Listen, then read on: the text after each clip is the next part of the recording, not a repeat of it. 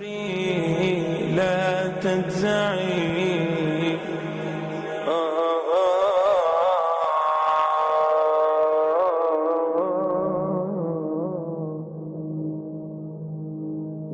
Ibn Abbas radiallahu ta'ala relates that on one occasion, Sayyidina Ibrahim alayhi salatu wasalam asked the angel of death.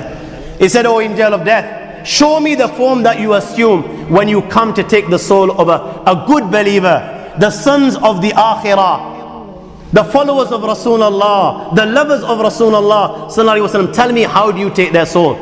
So the angel of death said, "Ibrahim, turn your face away." He turned his face away. After a short while, he looks at the angel of death, and what does he find? He finds a very handsome young man, beautiful of face, beautiful clothing, sweet smell emitting from his body. When Sayyidina Ibrahim alayhi salatu wasalam saw such a handsome sight, he said to the angel of death, "O angel of death, لو لم يلقى المؤمن من السرور شيئا سوى وجهك لكفى." If this was the only blessing that Allah subhanahu wa ta'ala has in store for a believer, just looking at the beauty of your face that Allah subhanahu wa ta'ala has given you, that would be sufficient. Ibrahim said, now, Sayyidina Ibrahim alayhi salatu wasalam said to the angel of, "Now I want you to show me the form that you assume when you take the soul of a disobedient servant of Allah." The angel of death said to Ibrahim, "No, لا تطيق ذلك." Even though that you're a great Nabi of Allah, you will not be able to tolerate this, O Ibrahim. Ibrahim insisted, alayhi salam. Looked away. After a short while, he looks again. What does he see? What he saw was a man, black of face, dark black clothing. His head is in the heaven. His feet is on the earth. His body is covered with hair. Under every hair there are flames of fire which are leaping. Flames of fire coming out of his nostrils. Flames of fire coming out of his mouth. Ibrahim alayhi salatu wasalam couldn't tolerate this. He fainted. When he finally gained consciousness, he turned round to the angel of death and said, "If this was the only punishment that Allah has in store for a dying servant that is disobedient, then that would be sufficient. No other punishment would be required for him." There's an incident mentioned in Madarikut Tanzil in the 21st juz, in Surah Rum, in the concluding verses of Surah Rum. No soul knows where he will die. There's an incident mentioned, and there's a kitab that I have read, Al-Anbiya wa Malakul Maut, the angel of death and the interaction with the galaxy of prophets. So the different prophets had met with the angel of death and they had dialogues.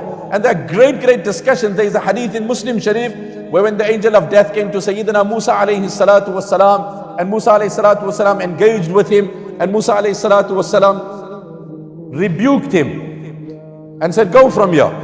And so the angel of death went back to Allah and he said, "Arsaltani ila abdin la yuridul maut." That's the hadith of Muslim Sharif. "Oh my Lord, you've sent me to a man who doesn't want to die."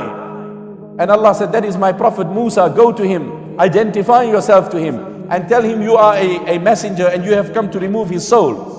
And tell him he has a choice. If he puts his hand on the back of a bull, then every strand of hair that he touches, he will be given 1 year of extension of life." So the angel of death came to him and said, "I am the angel of death, and Allah has given you the choice. فَلَهُ بِمَا غَطَّتْ يَدُهُ بِكُلِّ شَعْرَةٍ سَنَةٍ." Every strand of hair that you touch. So Sayyidina Musa alayhi salam said, "And thereafter what will happen? If it was me, I would look for the most hairy bull, the one that has the most amount of hair on it, and grasp with 2 hands in a full embrace so that I could prolong my life." He said, "After that what will happen?" He said, "Thumma al-maut," then inevitably is death. Sayyidina Musa said, "If it is inevitable, then rather let it happen now." So there's an incident mentioned in this kitab, and I gave you, Allama Nasafi has mentioned it here under this ayah. I was telling you that death is inevitable when it has to happen. So the angel of death comes, and there was a person standing next to Sulaiman alayhi salam. And the angel of death looks at him. This person doesn't know this is the angel of death. And he looks at him in a very wary way, in a very different way, in a very uncomfortable way. After that, the angel of death disappeared. This person asked Sulaiman alayhi salam, "Who was that?" He said, "That's the angel of death." He said, "He gave me a very frightening look. And I really got nervous about it.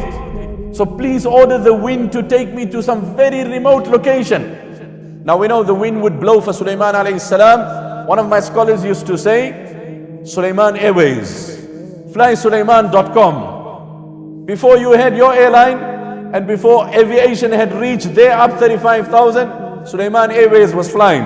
And the Quran said, the journey of 2 months in one day. The wind of Sulaiman was gentle, was passive, yet swift.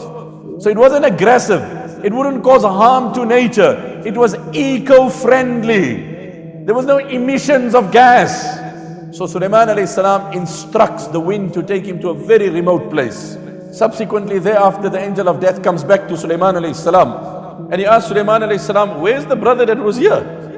He said, to be honest, he felt so threatened and intimidated by your look. He asked me to relocate him with the wind, which I did because of the miracle that Allah has given to me. So the angel of death sighed with relief. He said, I was wondering, because in an hour's time I was given the command to remove his soul at a very distant place. I was wondering, what was he doing here? I said, what is this man doing here? Allah has told me to remove his soul at a very, very distant location. And I'm like, this man is sitting here and in an hour's time he needs to be dying on that other island. وَمَنْ كُتِبَتْ مَنِيَّتُهُ بِأَرْضٍ فَلَيْسَ يَمُوتُ فِي أَرْضٍ سِوَاهَا. Whoever's death has been decreed at a location will not die elsewhere. That is reality. We need to know that. That is our aqeedah, that is our belief. We ask Allah to give us a death on iman. We ask Allah to give us a death in a manner that we are obeying the commandments of Allah and living the life of Muhammad sallallahu alaihi wasallam.